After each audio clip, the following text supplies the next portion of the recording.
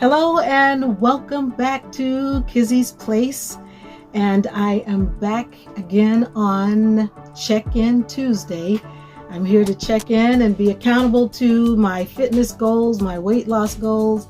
And my first thing that I want to say is I have been on task because I have been walking every single day, no excuses. Yes, I have continued to do that.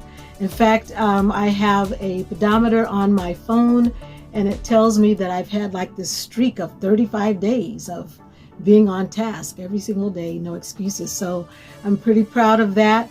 I'm also very proud of the fact that when I started out walking, I set my goal to be 8,000 to 10,000 steps a day, to go no lower than 8,000 steps a day. And I am pleased to report to you that my average steps now is usually around 10,000 steps a day. I started to change my pedometer to push it up and make 10,000 my low end. I'm not ready to do it yet, so I'm just going to leave it alone.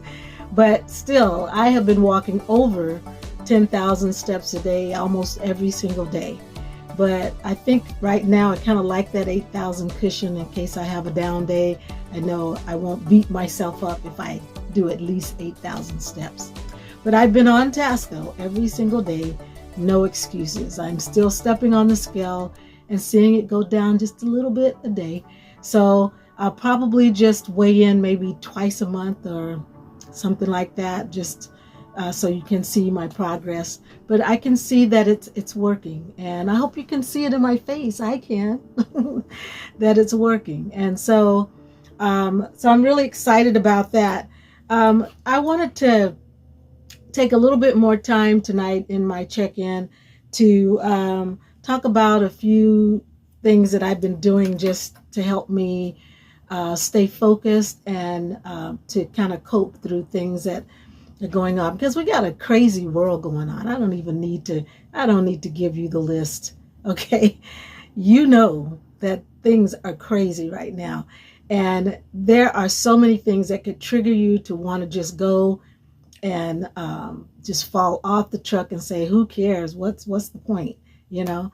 But we have to stay in balance. And that's really the key word that I want to focus on tonight is balance, being in balance, because that's really what I'm doing. That's why I'm doing this slowly, and that's why my approach is the way it is. It's because it's not going to do me any good to lose weight quickly and then go back to eating the way I did before and go back to not exercising and falling back into that trap of being lazy or, just not paying attention, because what'll happen is my weight will just slowly creep back up just like it had done.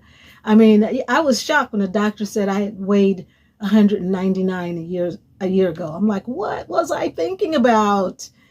199. But thank God that something flipped in my mind, and it's like, hey, you're going the wrong way, sister, turn it around.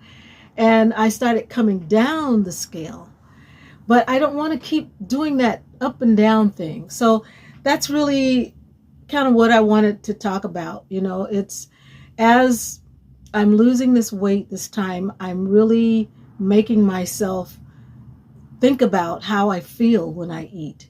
Before I eat, am I really hungry? And thinking about what I'm choosing to eat, and thinking about how I feel after I've eaten that, and thinking about whether or not I should be eating when I'm around certain people, because certain people trigger me to eat badly. So all these different things I've been focusing on as I'm working on this weight. And there are 3 shows, because I've been going to the gym more often now. I think this week, in the last 7 days, I've probably been in the gym 4 or 5 times. And I'll tell you why. It's like I try to get that walk in early in the day. Okay, because that's when I'm the most energetic. When I wake up in the morning, I have energy. That's when I need to start getting the steps going early in the morning. If I wait until afternoon to start trying to get my steps in, usually it's a struggle. It's a struggle by the time I get to 12 and 1 o'clock if I haven't been moving my body. And so I found myself going to the gym to compensate for not having gotten enough steps in. So just 2 nights ago, I went to the gym and it was already 6 o'clock in the evening because I looked at my pedometer and I'm like, no, it's not going to cut it. You need to go in the gym and get on that treadmill for at least 30 minutes to an hour. And I'll do that. And then by the time I go to bed, my stomach is empty and I feel I can sleep better and wake up with a fresh start the next day. But if I don't, I just won't let myself out of it. I won't let myself fall below the number of steps that I promised that I would do. So if it gets to be 4 in the afternoon or late in the afternoon and I haven't met my goal, I'll go to the gym and make up for it.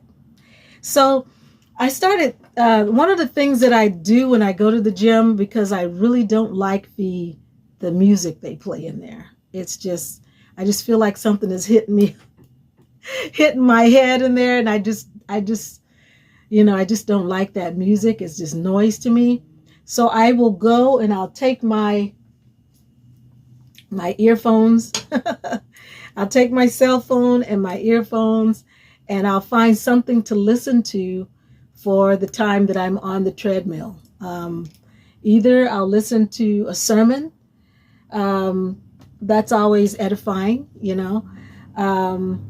Sometimes I'll listen to music, but that's very kind of rare. But there are 3 shows that I will watch when I am on the treadmill that keep my mind engaged. So I'm not even thinking about how long I'm walking on the treadmill because these things have my focus. So there are 3 shows that you may have heard of. One of them is called Super Size, Super Skinny. It's a show from the UK and Dr. Christian is the doctor and he's got what's called a feeding clinic and he will match up a person who is really kind of morbidly obese with a person who is way underweight, like almost anorexic, but not quite there, just really underweight. And he'll match up 2 people and they will swap diets for 2 days. And then just kind of, they kind of counsel each other and talk to each other about each other's diet. And I've been watching that show and it's very enlightening to see what happens when 2 people who are on the opposite ends of eating badly swap diets with each other and then compare notes. And I think that's a great show. I really do, because it makes you think about why you're eating this food and what it's doing to your body. He makes you look at a week's worth of your food in a tube. A week's worth of that person's food, and you just see the food dropping into it's just, some of it's kind of gross looking at all that all mixed together, and you start thinking, wow, that's in my gut, But anyway, I recommend that show. I really think it's a good show to make you consider what you're eating and how what you're eating is affecting your body, both on the high end and the low end of the scale. It's important. Another show that I watch sometimes when I'm on the treadmill in the gym is called My 600-Pound Life. You might have heard of that with Dr. Nawazian. I'm probably not pronouncing that right, but they all call him Dr. Now. And he is a bariatric surgeon, and he will invite persons to come in for an exam to see if they qualify for bariatric surgery. But a lot of the people that come, they are not in any physical condition to be able to take the weight off, or to qualify for the surgery, because it would be unhealthy for them to have the surgery in their current condition. So usually what he'll do is he'll put them on a diet for 30 days and say, look, if you can lose 50 pounds, by the next time I see you in 30 days or 3 months, however much time he gives them, then I will approve you for the surgery. And it's amazing the things that people say, the excuses that people make for not losing the weight, even though he gives them a special diet, a diet that he knows if they eat this, they will lose this weight that I told them to lose. And it's just amazing how people's minds have just reached a place where they just can't follow those instructions. They just can't be without the food. The food is such an addiction. And I watch this show because I remind myself that if I'm not careful, I could be in the same condition, just eating because it makes me feel good, eating because it's like a drug, and blocking out what I see in the mirror, blocking out how my body is feeling, just blocking out life, really, because a lot of these persons who have become 600 pounds, they don't have a life anymore. They never leave the house. Some never leave the bed, it's just mind-boggling. But it is a wake-up call, and it's shock treatment. That's why I watch it, because I feel like it's shock treatment. And I have to tell myself, look, if you don't want to go down this road, then you need to stay in balance. That's my key phrase tonight. Stay in balance. Because if we can stay in balance, then we won't have to worry about either of those two shows that I just explained to you. You won't be too skinny, you won't be too fat, and you certainly won't be morbidly obese if we stay in balance. So I'm talking to myself. So a lot of times I talk in the second person like I'm preaching to you, but really and truly I'm looking at myself in this camera. So I'm really preaching to myself that I need to stay in balance. And the third show that I watch, I recently, I don't know what made me look it up, but I looked up this show about, it's not a show, but different persons giving their testimonies about having eating disorders. And so I ran into several women giving their testimonies about being anorexic and about having bulimia and several other conditions, eating disorder conditions they talked about. But as I was looking at that, in fact, I watched one of them tonight. It's like in watching these shows where persons are out of control with their eating, and it just makes me wonder, what is our obsession with food? What is that about? I have to pray about it and say, God, what is it about that food is such a obsession? It's not even about the size of the person. It's just that food, putting food in the mouth, it's doing something chemically or something that is soothing or displeasing. I mean, the food is a big deal for our bodies, whether skinny, fat, anorexic, bulimic, it doesn't matter. Something's going on with food. And I was watching these ladies give their testimony about how they became anorexic because, fat shaming, they were a little chubby. People started picking on them and saying, oh, you're getting fat or whatever. And so they were on a mission to try to, slim down. And then it just became an obsession that, they just became so good at losing weight that they just couldn't stop. It just became like an obsession to lose more weight until they were so skinny that they almost died. I mean, it's hard for a person to wrap their mind around it, especially a person like me who loves to eat. It's hard to wrap my mind around that, but I can wrap my mind around wanting something so badly that you would end up hurting yourself just to reach that goal. And I guess I'm sharing this tonight because I really pray that for all of those of you who are on some type of weight loss journey. Maybe you made a New Year's resolution to lose weight. Or maybe you have a wedding coming up in the spring and you want to fit into your wedding dress, or, I mean, whatever the reasons are. And my prayer, though, is that as you approach this from a point of being in balance and being healthy and being conscious of what you're putting in your body, and not depriving your body of what it needs to be healthy and to have that healthy, glowing, happy skin, and body and energy. It's too important. As I was listening to the ladies talk about, and it's mostly women. There are some men who have these same issues, but mostly it's women that are dealing with,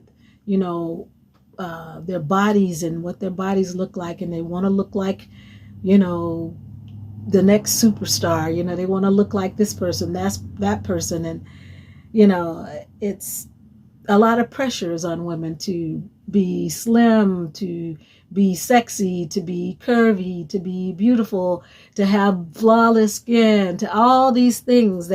That's why the cosmetic industry is making so much money, and the clothing industry, because women just will spend goo gobs of money, to be beautiful.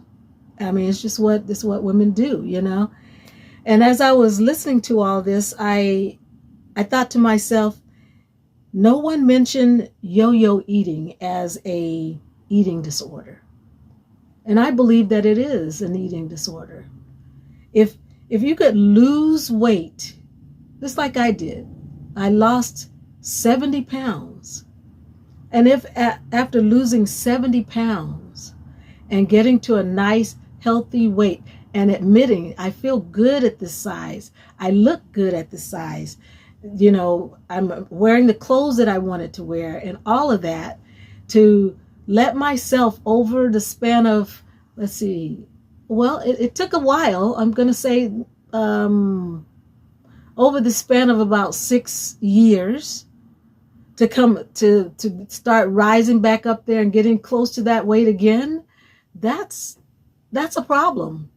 It may not be a real quick yo-yo up and down, but it's still a yo-yo. It's back up to the problem and now having to come back down again.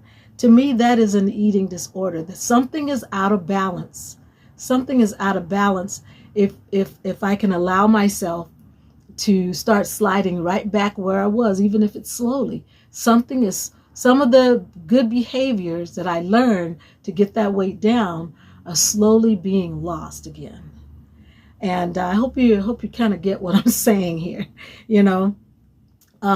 So I think that yo-yo eating, yo-yo dieting, and is akin to all these other eating disorders, because what we do is like, oh, I'm gaining weight, so then we'll restrict eating. That's an eating disorder habit thing, is restricting your eating. Not eating in balance, but just only eating low carb foods, only eating only eating high protein foods and cutting out all the carbs and eating like that, because you know that when you get into ketosis, it's going to lower, you're going to drop weight quickly, and to do that to your body is like, that to me is also an eating disorder. It's kind of like binging and purging. Yeah, it's like bulimia. It's kind of like that, So I just wanted to share those 3 shows with you in case you may have seen them and you may not have. But I think that there's a lot to be learned in watching those shows.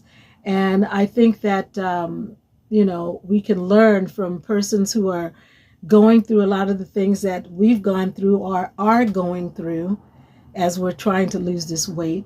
Learn from what other people are doing and what they have done to make corrections. And so I wanted to have that said because I think balance is a huge, huge thing.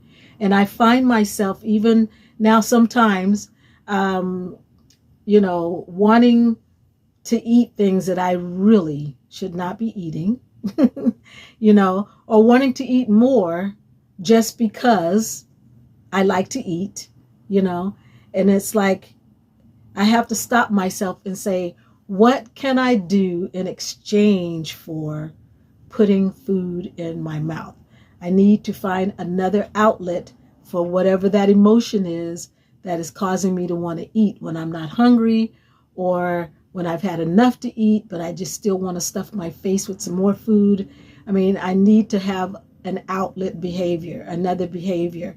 And so that's why I have been walking so much, But I've been also thinking, even today, what other things can I add to my list of coping mechanisms so that I don't find myself in this predicament again a year from now, 6 years from now, 10 years from now? What can I do to get this weight down for the very last time?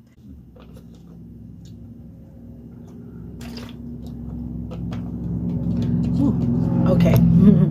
So that's really what I came on to say, is being in balance is probably the most important behavior change in trying to keep this weight down and stay in a healthy zone, being in balance. And I have to admit to myself, it is not easy to stay in balance. And the older I get, it's not easy to get the weight to drop. It used to be just like, boom, as soon as I did any kind of tweak to my diet, cut back anything, the weight started to come down. But now it really takes some focus and some effort, because there's just parts of my body that just loves to hold on to the fat. They're just like, nope, this is where we live and we like living here. So I have to really make my body obey what my mind is saying. Like, no, you're not going to stay. I'm burning you off. So that's my check-in for today. I did my steps early this morning because I just know myself, if I wait till afternoon, it's going to be really difficult, and I'll be jogging in place in my bedroom trying to get the balance of the steps in. But I did myself a favor and I got my steps in early this morning. And so I've already gone over my 8,000 steps. I think it's 10,000 some odd at this point. And so I will post my stats at the end of this message. If you got this far, I hope you did. And I hope that you're enjoying my messages. I sometimes forget to put the little thumbs up thing on there and the subscribe button thing on there. But I'm hoping that you're enjoying these messages. If you're watching this, could you please just hit the thumbs up button for me? Could you please subscribe if you're not already a subscriber? It will really, it will actually encourage me, first of all, that people are watching and they're enjoying my videos. But beyond that, it will give YouTube a heads up that, hey, people are liking this. Maybe more people need to see it. So that's it for today. That's all that I wanted to talk about. And I hope that you will keep on taking care of your body. Keep on getting that exercise in every single day. No excuses. Keep on feeding your body good food. And I will see you next week on the next check-in. All right. Have a great one. Bye-bye.